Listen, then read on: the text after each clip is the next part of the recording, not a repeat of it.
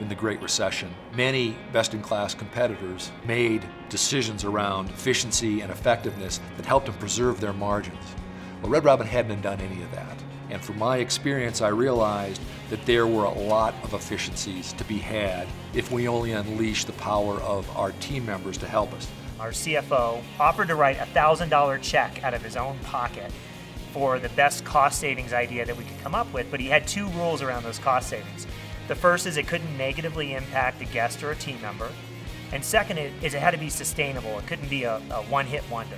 Well, historically, if you wanted to get ideas from the front line, you went out and you talked to people, and I did that. But with Yammer, you're able to put a challenge out to 25,000 people at the same time.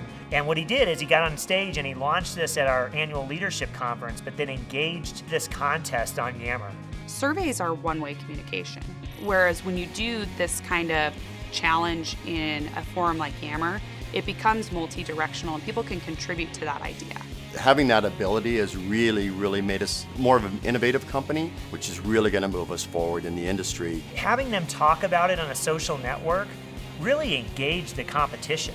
We ended up settling on a pretty simple winner, which was a reusable kids cup. So it's better for the environment, it's obviously cost savings for the company, and it's a win-win all the way around. Yammer was a terrific enhancement to that because it gave people the ability, without getting second-guessed or judged, to put ideas on the table about where we could save money without hurting the guest, without hurting the team member, and without compromising our quality.